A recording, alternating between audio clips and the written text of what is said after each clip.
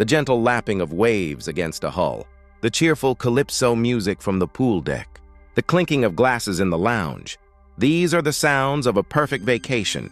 We pay for an escape, a bubble of luxury and safety adrift on the vast, uncaring ocean. We willingly enter a floating city with its own rules, its own secrets, and its own dark corners where the festive music doesn't reach. These are 3 stories from those corners. They are not the tales of pirate attacks or rogue waves you see in movies. These are quieter, more intimate horrors, the kind that fester beneath the polished brass and smiling staff photographs. These are the stories that linger long after the tan has faded. Story 1. The Man in 742. Sarah and Mark booked their 7-day Caribbean cruise to celebrate their 10th anniversary. It was a splurge, a chance to reconnect after years, lost in the demanding haze of careers and young children. Their cabin, 742 on the veranda deck, was a cozy inside room, a budget-conscious choice they joked would force them to spend more time out and about. The first 2 days were idyllic. They drank umbrella drinks, saw a comedy show, and danced under the stars. It was on the 3rd night, during a formal dinner, that Sarah first felt it, a sudden, inexplicable chill that raised goosebumps on her arms. "The air conditioning must be on the fritz," Mark remarked, noticing her shiver. But when they returned to 742 later that evening, the room was stiflingly warm. Sarah, a creature of habit, always placed her hairbrush at a precise angle on the vanity. That night, she found it shifted a few inches to the left. She dismissed it. The gentle rocking of the ship, perhaps. The next day, a sea day, small things continued to amiss. A book she was reading had a page dog-eared, a habit she abhorred. The complimentary water bottles, which they always left on the small table, seemed to have been moved. Mark teased her, calling her paranoid. "You're just not used to having stewards in your space, honey." But the stewards were impeccable, only coming while they were out. They never saw them. That night, Sarah was woken by a sound. It was a soft, rhythmic scrape. Scrape! Scrape!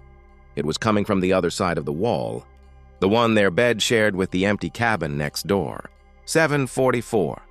She lay in the pitch black, listening, her heart thudding.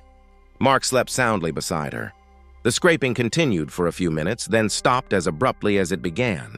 She convinced herself it was the ship's plumbing. A loose cable against the hull, anything but what her primal fear whispered it was. The following morning at breakfast, she casually asked a passing officer if cabin 744 was occupied. He checked a digital manifest on his tablet. "No, ma'am," he said with a polite smile. "That one's out of service for a deep clean. A guest had a severe allergic reaction last week. Very tragic." A cold dread settled in Sarah's stomach. She didn't tell Mark. That night, she decided to set a trap. Before they left for the evening's show, she carefully laid a fine dusting of talcum powder from her makeup bag across the threshold of their cabin door, something she'd seen in an old movie. She also placed a single strand of her long hair across the closet doors, another across the drawer where she kept her jewelry. They returned to the room around midnight. The talcum powder was undisturbed. Relieved, Sarah laughed at her own foolishness. But as she got ready for bed, she noticed the hair on her jewelry drawer was gone, and inside, her grandmother's pearl necklace, which she had left coiled in a specific way, was laid out straight. She woke Mark, her voice trembling as she showed him. He was concerned now, but practical. "It's the stewards, Sarah. Maybe they have a master key and are checking for, I don't know, contraband? Or maybe they're just nosy." He called guest services, who were profusely apologetic but insisted their staff were beyond reproach. They offered to change their cabin, but the ship was fully booked. Desperate for a sense of security, Mark dragged the small, heavy writing desk in the room and propped it against the cabin door. It wouldn't stop anyone with a key, but it would make a hell of a racket if someone tried to enter. Sometime in the deepest hours of the night, Sarah was jolted awake, not by a sound but by a smell. A faint, cloying scent of old-fashioned lilac perfume, a scent she associated with her late great-aunt. It was overwhelming, and then the scraping started again. Scrape, scrape, scrape, but this time it wasn't coming from the wall. It was coming from inside their closet. Terrified, she shook Mark awake. He heard it too. He grabbed the heavy room service menu, holding it like a club, and called out, "Who's there?" The scraping stopped. The lilac scent intensified, then vanished. Mark, his heart pounding, strode to the closet and yanked the door open. It was empty, except for a single long gray hair caught on the inside of the doorframe. A hair that was neither Sarah's nor Mark's. They didn't sleep another wink. The next day, they demanded to speak with the head of security. The officer, a stern-faced man named Larson, listened patiently. When Sarah mentioned the lilac perfume, his expression changed almost imperceptibly. He asked them to wait and returned a few minutes later with a file. He showed them a photograph of an elderly woman from the previous cruise. "Agnes Fletcher," he said quietly. "She was in 744. She passed away from anaphylactic shock. She was allergic to shellfish. A tragic accident." He paused. "She was known to the staff. A lovely woman, but lonely. She loved to talk. And she always wore a very distinctive lilac perfume." Sarah felt the blood drain from her face. "The guest who reported the disturbance? In 742, the cruise before yours," Larson continued, choosing his words carefully, "mentioned items being moved and a smell of flowers." He closed the file. "We had the room blessed by the ship's chaplain. It seems it wasn't enough. Agnes was a creature of habit.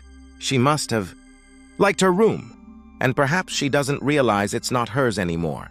Sarah and Mark spent their final 2 nights sleeping on deck chairs by the crowded pool, wrapped in towels, refusing to set foot in 742 again. They never got a refund, only a voucher for a future cruise they knew they would never use. Sarah still wakes up sometimes in the dead of night, and if the wind is right, she swears she can catch the faint, ghostly scent of lilacs. Story 2, The Midnight Swim. Leo and his group of college friends were the life of the party. They had saved for 2 years for this graduation cruise, a final blowout before real life began. Their days were a blur of beer pong, flirting, and sunburn. Their nights were spent dancing until the clubs closed and then seeking out further adventure. On the 4th night, buzzing with cheap vodka and youthful invincibility, they found themselves on a secluded lower deck, a crew area marked authorized personnel only by a flimsy chain. "Come on, don't be wimps, Chloe," the ringleader said, ducking under the chain. The others followed, giddy with rebellion. The deck was narrow, lined with mysterious equipment and lifeboat davits.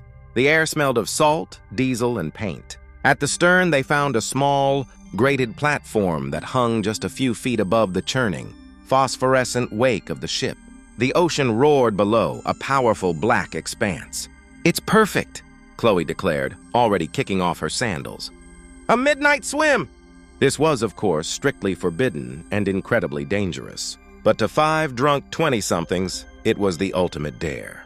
Leo felt a twinge of fear, a primal warning that was drowned out by peer pressure and alcohol. They stripped down to their underwear, whooping and laughing, the ship's immense bulk making them feel both tiny and godlike. Leo was the last to go. He watched his friends jump one by one, their screams swallowed by the wind and the engine's thrum. Their tiny figures were instantly lost in the dark, turbulent water. Chloe surfaced, waving her arms, her laughter carried back to him on a gust of wind. It looked like fun. It looked easy. He took a running start and leaped. The shock of the water was absolute. It wasn't just cold. It was a physical blow, knocking the air from his lungs. The wake was a maelstrom, pulling him under, tumbling him like a sock in a dryer. He fought his way to the surface, gasping, salt water burning his eyes and throat. The ship was already a distant constellation of lights, moving away at an impossible speed. It was massive, but from this perspective, in this vast black nothingness, it looked small, and it was getting smaller with every beat of his heart. Panic, cold and sharp as a knife, stabbed through him. He could see the others, 4 bobbing heads. Their laughter now turned to shouts of alarm. The reality of their situation was dawning on them all at once. They were in the middle of the ocean, at night, and the ship wasn't stopping. They started to swim, a frantic, uncoordinated effort towards the disappearing lights. It was hopeless. The ship was simply too fast. Within minutes, it was a speck on the horizon. Then it was gone. The world plunged into a profound, terrifying darkness. There were no stars, the sky having been blotted out by a sudden bank of clouds. The only light was the faint, greenish glow of bioluminescence in the water around them.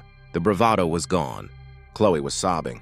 Another friend, Jake, was hyperventilating. The water was sapping their body heat with terrifying efficiency. Leo's limbs were already growing heavy and numb.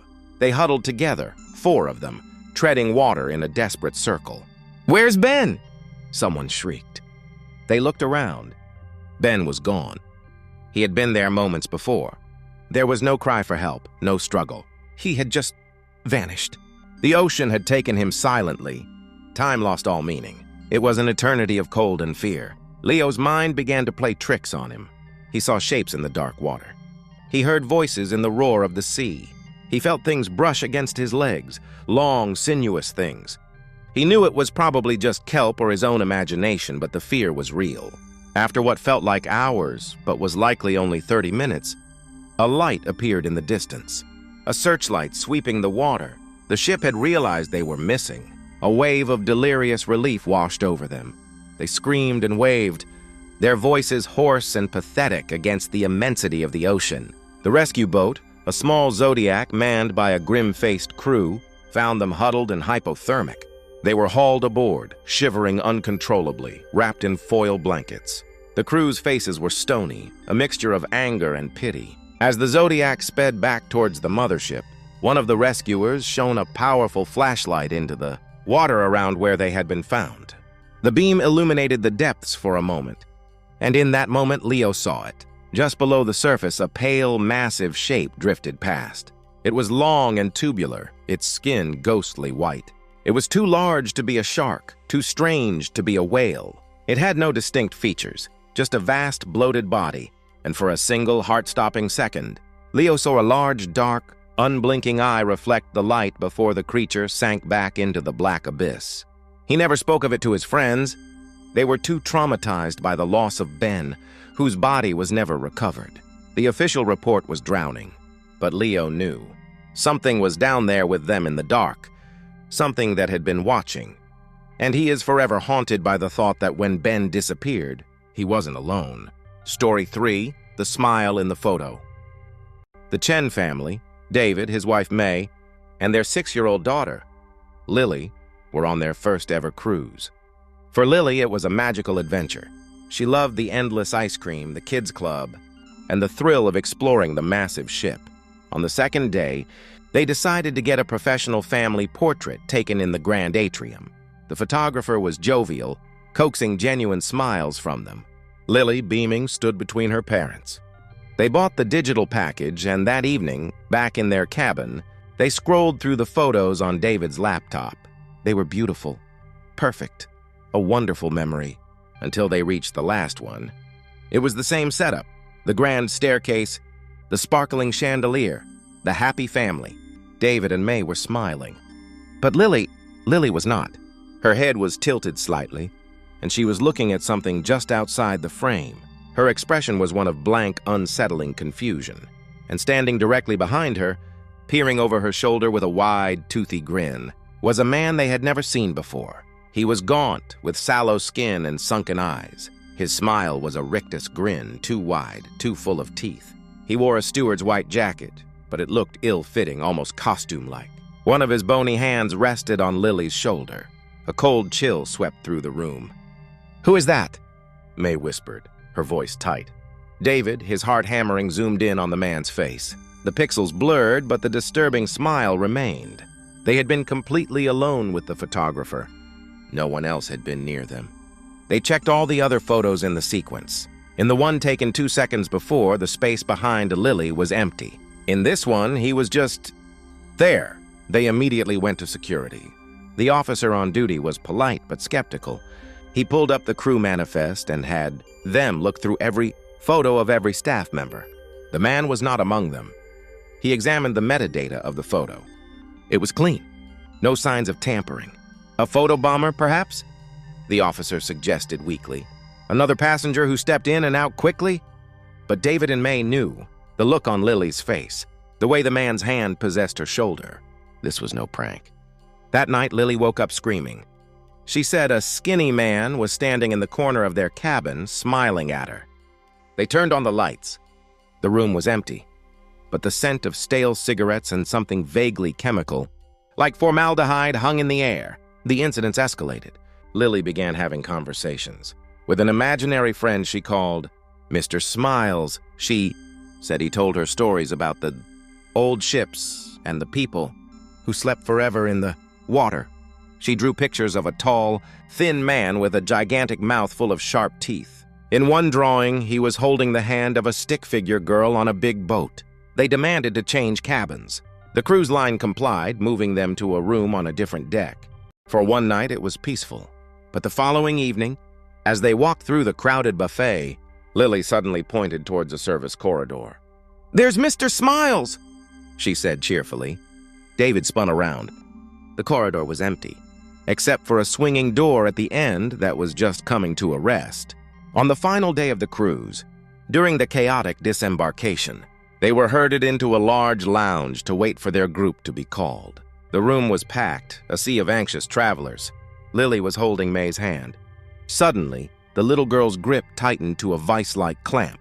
She was staring, petrified, across the room. Standing by a far exit, partially obscured by a pillar, was the man from the photograph. He wore the same ill-fitting steward's jacket. His sunken eyes were locked on Lily, and he was smiling that same horrific, tooth-filled smile. He lifted one pale hand and gave a slow, deliberate wave directly at her. David shouted, drawing the attention of everyone around them. He pointed. "That man! Stop that man!" Security guards turned. But when they looked to where David was pointing, the space by the pillar was empty. The man had vanished into the crowd, or perhaps through the door behind him, a door marked "Crew Only, No Admittance." They never saw him again. They reported it, but without evidence, there was nothing to be done. The photo was deemed a strange anomaly. Back home, Lily eventually stopped talking about Mr. Smiles. The nightmares faded. But the digital photo remains on David's hard drive, a permanent scar on a happy memory. He never deleted it. Sometimes he opens it, zooming in on that grotesque smile, wondering who or what photobombed their family vacation.